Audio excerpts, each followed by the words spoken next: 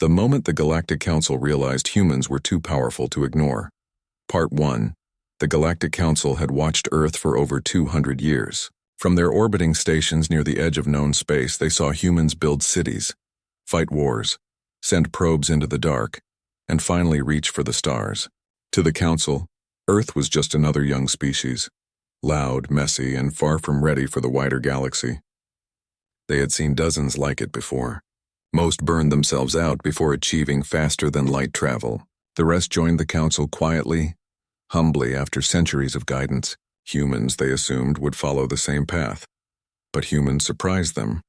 In the year 2247, a human ship named the Odyssey broke the light barrier using a drive no Council scientist had predicted. It wasn't based on gravimetric folding or quantum tunneling, the two methods all Council species used.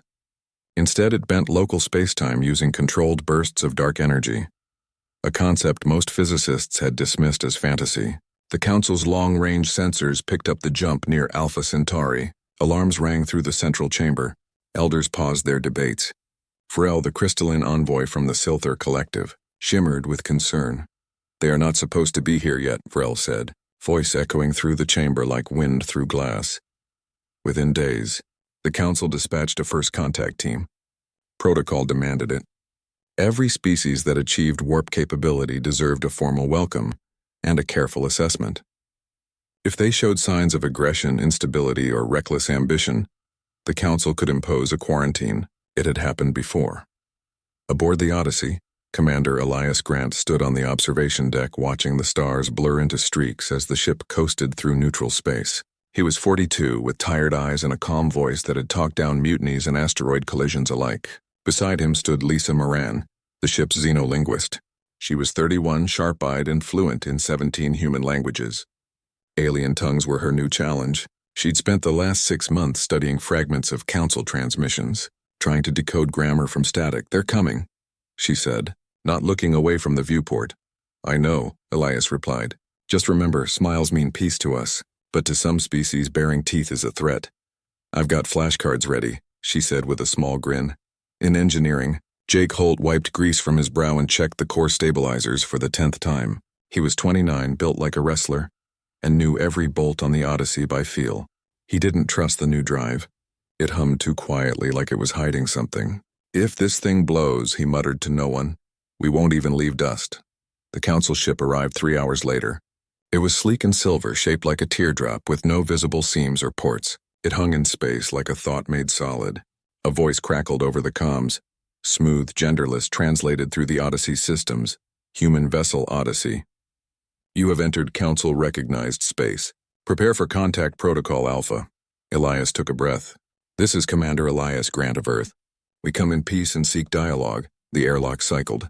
Frel stepped through, body refracting light into soft rainbows. Behind it floated 2 Myrathi guards, tall, insect-like beings with chitinous armor and 4 arms each. Lisa stepped forward, hands open, palms out. "Welcome," she said slowly. "We offer friendship." She extended her right hand as humans did for centuries. Frel froze. The Myrathi guards raised their pulse staves. In Silther culture, showing an open palm meant surrender, but only after defeat. Offering it first was an insult, a claim of superiority. Worse, the human gesture resembled an ancient Cathar war sign used before executions. "You dare mock us?" Pharrell's voice sharpened, crystals vibrating with anger. "No, wait," Lisa said, pulling her hand back. "It's a greeting. Like saying hello, but the damage was done." The Council team retreated to their ship. Within minutes, a priority alert flashed across the Odyssey's main screen. Human species classified as high risk. Quarantine protocols under review. Elias slammed his fist on the console. "That's it? One handshake and we're locked out?" Lisa stared at her hand like it had betrayed her. "I didn't know." Jake stormed onto the bridge. "They're powering weapons. Not much, but enough to fry our comms if they want." For 3 tense days, the Council ship hovered nearby, scanning, recording, judging. The Odyssey stayed still, engines cold, lights dimmed in a show of non-aggression.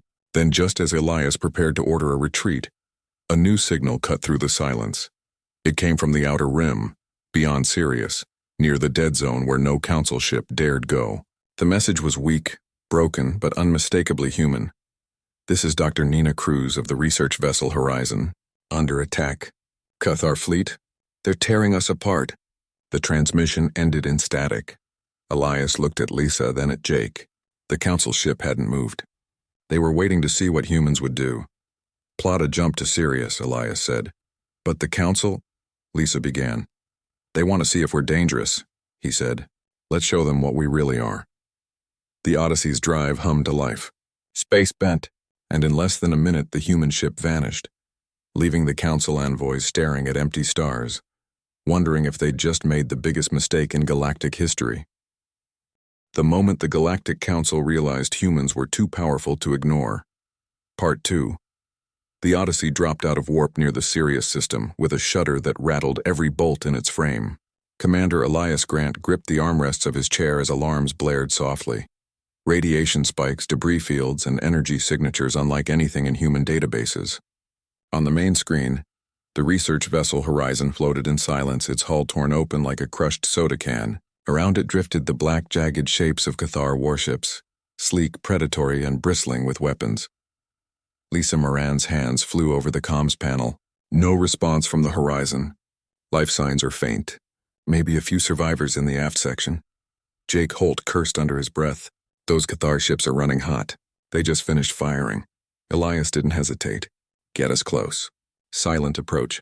No hails, no warnings. The Odyssey crept forward, engines throttled to a whisper. Inside the ruined Horizon, Dr. Nina Cruz clung to a broken console, blood trickling from her temple. She was 38, brilliant and stubborn. For 6 months, she'd been studying strange energy pulses deep in the Sirius Nebula. Pulses that didn't match any known natural phenomenon. She'd found ruins there, ancient and buried under ice on a dead moon.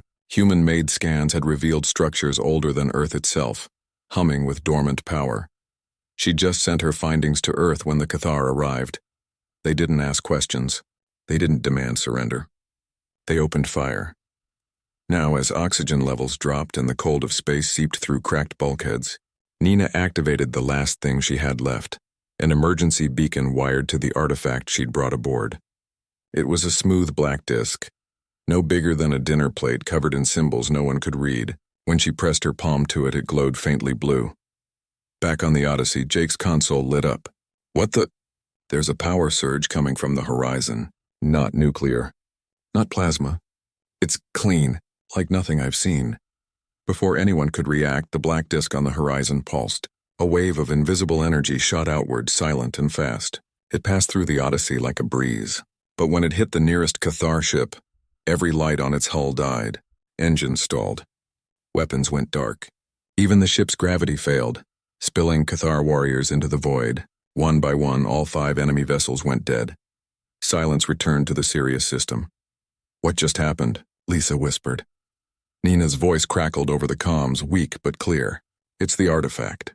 It doesn't destroy. It resets, like turning off a switch. Elias ordered a rescue team. Within an hour, Nina and 2 other survivors were aboard the Odyssey, wrapped in thermal blankets and sipping hot broth. She explained everything. The ruins, the disk, the energy patterns that matched no known physics. Jake listened with wide eyes. So we've got alien tech that shuts down machines without hurting people? Exactly, Nina said. It targets artificial systems only. Leaves biology untouched. Meanwhile, far away on the Council's orbital seat, Varel reviewed the sensor logs from the Sirius incident. The data made no sense. The Cathar fleet had been fully operational 1 second, then completely inert the next. No explosions. No radiation. Just off. And the source? A human research ship carrying what looked like a piece of junk. The Council elders were furious. The Cathar were a known threat, banned from Council space for centuries after their war crimes. But they'd been quiet lately. Too quiet. Now they'd attacked a human vessel without warning, and humans had stopped them without firing a shot. Varel requested immediate access to the Odyssey. Elias refused. We're bringing our people home. You can talk to us when we're ready. Instead of returning to Earth, Elias ordered a detour. Nina's data pointed to a derelict station near the edge of the nebula, the same place she'd found the artifact. If there were more clues, they needed to get them before anyone else did. The station was old, drifting and half collapsed. Lisa and Jake suited up and went in. Inside, they found logs, human logs. Colonists from a mining outpost called Persephone 9. The last entry was dated 3 weeks earlier. They came in the night, the voice said, trembling. Cathar ships. They didn't take resources. They took people, injected them with something. We tried to run. Jake found vials in a hidden lab, clear liquid labeled with biohazard symbols. Nina analyzed them remotely. It's a neural agent. Rewrites brain patterns, turns victims into obedient drones. The Cathar aren't just raiding, they're building an army. Worse, the logs showed Council supply codes on the Cathar transport ships. Someone inside the Council was helping them. Back on the Odyssey, Elias faced a choice. Go public and risk war with the Council, or stay quiet and let the Cathar grow stronger. He chose a third path. He contacted Captain Dana Wilkes, a freighter pilot with deep ties to the outer colonies. I need every civilian ship you can gather. No weapons, just hulls and pilots. Within 48 hours, a ragtag fleet of cargo haulers, medical shuttles, and mining tugs gathered near Mars orbit. Jake and his engineers worked non-stop, fitting them with stealth coatings and signal dampeners stolen from old military prototypes. Lisa trained crews in silent running and emergency protocols. Nina helped design a low-power version of the artifact's pulse, enough to disable scanners, not ships. The Council noticed the activity but assumed it was panic. Humans were scared. They were arming themselves. Predictable. What they didn't see was the plan. Elias wasn't building a war fleet. He was building a rescue fleet. While the Council debated sanctions and the Cathar prepared their next strike, human freighters slipped into quarantined zones, pulled survivors from dead colonies, and vanished before anyone could react. They moved like ghosts, guided by intel from Nina's data and Jake's jury-rigged sensors. On the Council's main screen, Varel watched human ships appear and disappear like fireflies. They're not fighting, the envoy said, voice tinged with awe. They're saving, an elder scoffed. Sentimentality, weakness. But another elder, Rael of the Marathi, stayed silent. Rael had studied human history. They were the only species that built hospitals in war zones, that sent food to enemies during famines, that turned their greatest weapons into tools for healing. Now, faced with a hidden enemy and a broken council, humans weren't lashing out. They were reaching out, and that scared the Council more than any bomb ever could, because it meant humans didn't need permission to do what was right. They just did it. The moment the Galactic Council realized humans were too powerful to ignore. Part 3 on Earth. The sky was clear over Washington. President Carter Green stood on the balcony of the White House, hands in his pockets, watching the sunset paint the clouds orange and pink. He was 61, with a calm face and a mind that never stopped working. Behind him in the Situation Room, his advisors waited. They had just received word from Commander Elias Grant. The rescue missions were working. Over 2,000 colonists had been pulled from Cathar-controlled zones. But the cost was rising. 3 freighters had been lost. And the Council had just issued a formal warning. Stop all unauthorized travel beyond the Sol system or face consequences. Carter walked back inside. The room fell silent. At the table sat Captain Dana Wilkes, still in her flight suit, eyes tired but sharp. Beside her was Leo Ramirez, a physicist with messy hair and a habit of talking with his hands. He'd been studying the black disk Nina Cruz brought back. They're scared, Leo said before anyone else could speak. Not of our weapons, of our ideas. We're doing things they thought impossible, without armies, without orders. Dana nodded. They want control. We're showing them that help doesn't need permission. Carter leaned forward. What do they really fear? That will change the rules, Leo said. The Council runs on hierarchy. Old species on top, new ones at the bottom. Humans don't play that game. We share tech. We save strangers. We ask questions instead of giving commands. To them, that's chaos. Meanwhile, on Mars orbit, Council observers arrived without warning. Their ship, the Harmony, docked at the newly built human station called Wayfarer. They claimed they were there for a routine inspection, but their real goal was to see how far human tech had come. They didn't expect what they found. Instead of weapons factories or military bases, they saw labs filled with students, engineers, and alien refugees working side by side. In one module, Marathi scientists helped humans calibrate plasma filters. In another, Silther healers taught medics how to treat radiation burns using light therapy. And in the central hub, a massive ring of metal floated in zero gravity, humming softly. glowing with blue energy. It was a quantum entanglement relay. The Council had spent millennia trying to build one. Theory said it was possible, sending messages instantly across any distance by linking particles that shared a quantum state. But no one had ever stabilized it. The energy required was too great, the system too fragile. Yet here it was, working. A young human engineer named Mia Taylor explained it simply. We don't force the particles to stay linked. We let them choose. We just give them a reason to stay connected. The lead observer, a Lumari elder named Zintar, stared at the ring like it was a ghost. This should not exist, Mia smiled. It does, and we're building more. One for every major colony. Soon we won't need radio delays. A doctor on Titan can talk to a surgeon on Proxima in real time. Zintar returned to the Harmony shaken. Back on the Council's orbital seat, he reported what he'd seen. The chamber erupted. Elder after elder demanded action. Humans were advancing too fast, sharing too freely. Their technology wasn't just new, it was different. It didn't rely on domination or control. It grew from cooperation. Vrel stood and spoke quietly. Perhaps we have been wrong about them. Wrong? Snapped a Kalorn representative. They defy our laws. They ignore our warnings. They harbor fugitives. They saved lives, Vrel replied. While we debated, they acted. The argument raged for hours. Finally, a vote was called. Should humanity be placed under full quarantine? Cut off from all Council space until they learned their place? The motion passed by a narrow margin. But before the order could be sent, new data arrived. The Cathar had struck again. This time, they hit a Council supply depot near the Orion Arm. Not to steal, to destroy. The attack was brutal and precise. Within minutes, the depot was gone, along with 3 Council patrol ships. Worse, the Cathar broadcast a message across all channels. The Council feeds us lies. Humans hold the truth. We will take it. Panic spread. The Council's defenses were strong but slow. Their ships needed hours to coordinate. Their weapons needed clear targeting data. The Cathar moved like shadows, striking fast and vanishing. Then, from the edge of the battle zone, a human signal broke through. It was Elias Grant. Council forces. This is the Odyssey. We detect Cathar command frequencies. We can jam them. But we need your trust. Let us in. Silence followed. Vrel looked at Zintar. Zintar looked at the stars. Finally, Vrel spoke. Grant access. What happened next stunned everyone. The Odyssey didn't fire. It didn't charge. It released a swarm of tiny drones, no bigger than birds, each carrying a miniaturized version of the Black Discus Pulse. The drones flew into the Cathar fleet and emitted a soft, wide-frequency hum. Every Cathar ship froze.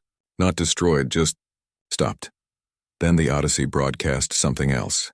The decrypted logs from Persephone 9, audio-video ship manifest, proof that Council supply codes had been used in Cathar raids, proof that someone inside the Council had armed the enemy.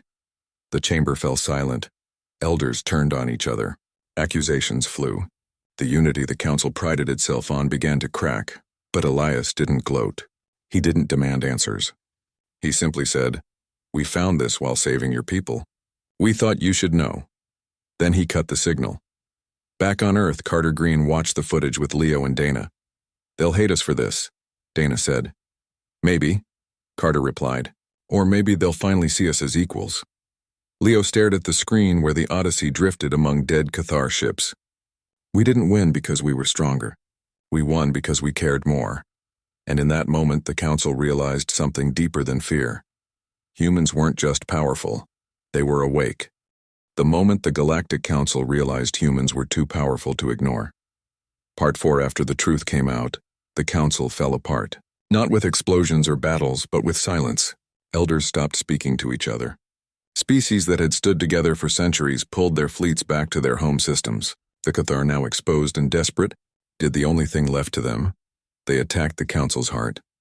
Their target was the Central Conclave Station, a massive ring-shaped structure orbiting a quiet star near the galactic core. It held the Council's archives, its command network, and its last line of defense. The Cathar came not with a few ships, but with 100.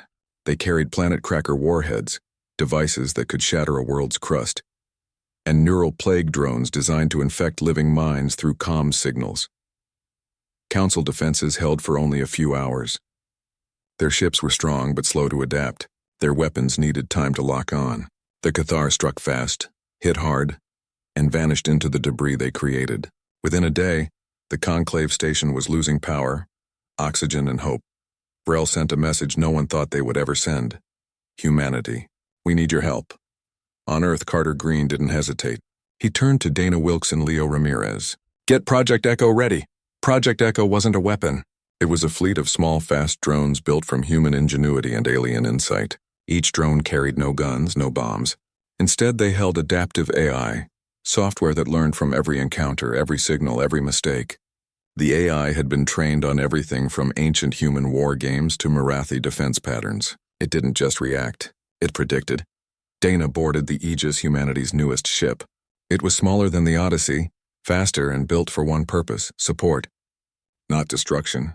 Lisa Moran was already on board, translating emergency protocols into every known language. Jake Holt had spent the last week rewiring the engine to run on recycled plasma, giving them almost unlimited range.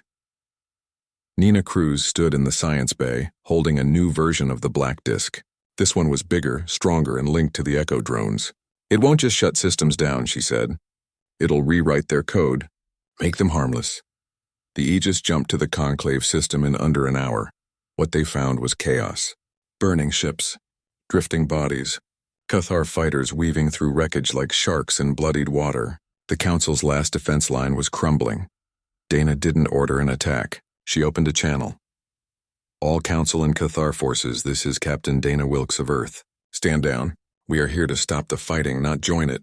No one listened. A Cathar cruiser turned and fired. The Aegis didn't dodge. It released the Echo drones.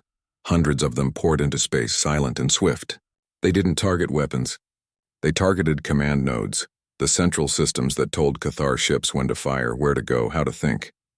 The black disk's pulse washed over the battlefield, not as a wave of force, but as a whisper of logic. One by one, Cathar ships stopped firing. Their weapons powered down. Their engines idled. The neural plague drones floated lifeless, their infection protocols erased. Then the Aegis did something no one expected. It broadcast the Cathar war logs, the full truth. Not just about Council traitors, but about the Cathar themselves, how their leaders had lied to their own people, how they'd been told humans were monsters who ate children, who poisoned stars, who deserved to burn.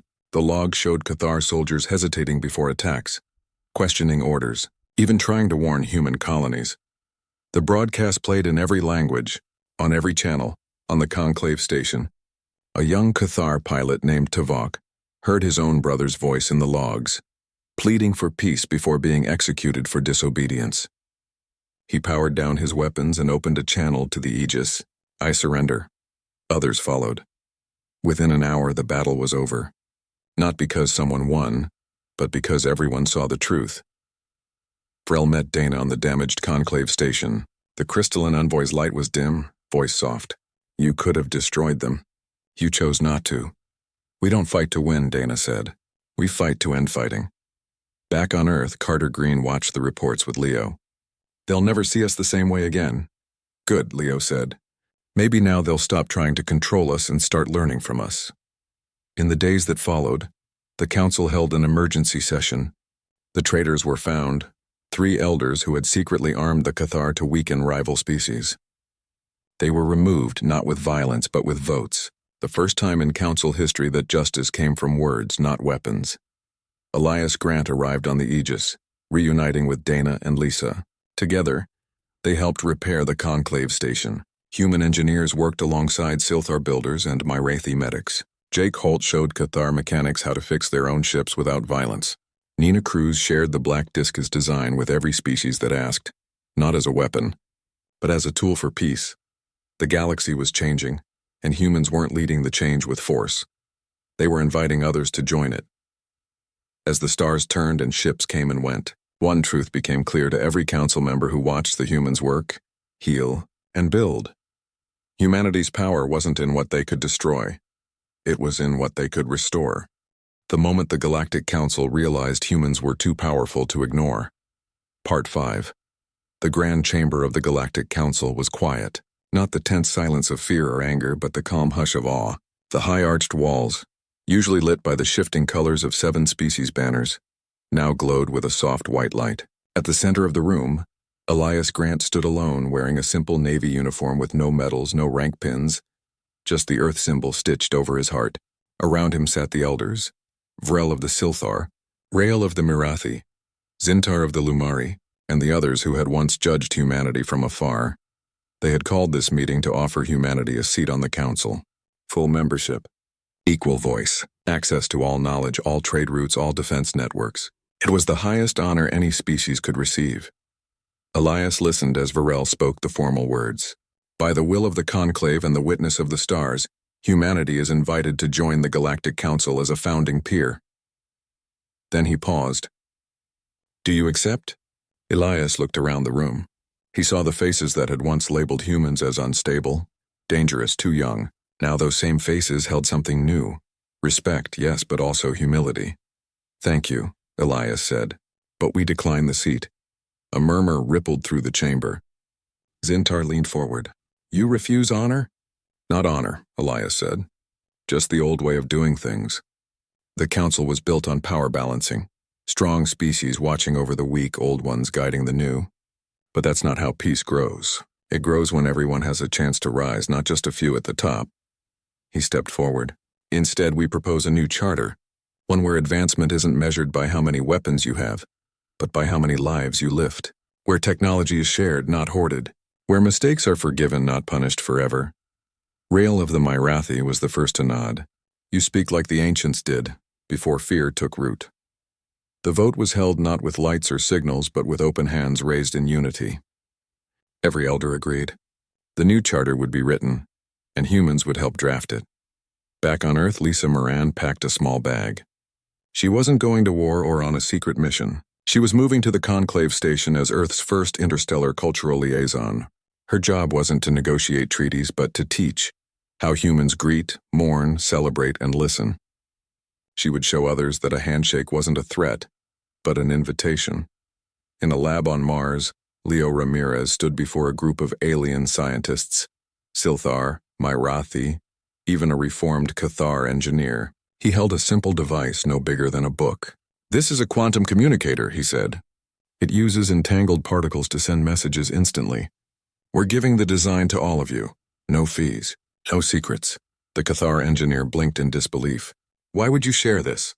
Because knowledge locked away helps no one, Leo said. And because we trust you to use it wisely. On the outer rim, Jake Holt and Nina Cruz stood on the surface of a broken world once poisoned by Cathar bioweapons. With human soil, alien fungi, and solar purifiers, they planted the first seeds of a new forest. Around them, former enemies worked side by side. Cathar laborers, council medics, human botanists, all healing land that had known only war for decades. Nina wiped sweat from her brow and smiled. They said this planet would never grow life again. Jake patted the dirt. Guess they didn't count on us. Meanwhile, Captain Dana Wilkes flew the Aegis on a new kind of mission. No battles. No rescues. Just deliveries. Medicine to a Mirathi nursery. Clean water filters to a Silthar desert colony. School tablets loaded with lessons in a dozen languages to orphaned Cathar children. Each stop, she stayed long enough to talk, to learn a name, to share a meal. The galaxy noticed. Species that had never spoken to each other began trading. Old feuds cooled. New alliances formed not because of treaties, but because humans showed them it was possible to care without expecting anything back. On the council's orbital seat, Pharrell watched a live feed from a remote colony where human teachers and Lumari elders were building a school together. The children, human, Lumari, even a few shy Cathar, sat in a circle, drawing pictures of stars and sharing stories. Zintar approached quietly. We spent centuries trying to control the galaxy. Humans walked in and changed it by simply being kind. Vrel shimmered softly. They didn't conquer us. They reminded us of who we used to be. The final vote on the new charter came on a quiet evening. No speeches, no drama. Just a single question sent to every council world. Do you accept a future built on trust, not force? The answer came back in waves of light, sound, and signal from thousands of planets. Yes. Yes. Yes. As the stars turned above the conclave station, Elias stood once more on the observation deck, this time with Lisa, Jake, Nina, Dana, and Leo beside him. They didn't speak. They just watched the ships come and go. Human freighters, Marathi couriers, Siltar healers, even Cathar transports carrying aid instead of weapons. The galaxy was healing. And humanity hadn't done it by being the strongest. They'd done it by being human. In that moment, every elder in the council understood the truth they had spent so long denying. Humans were too powerful to ignore, not because of their weapons, their ships, or their tech, but because they carried something rarer than any resource in the universe: hope.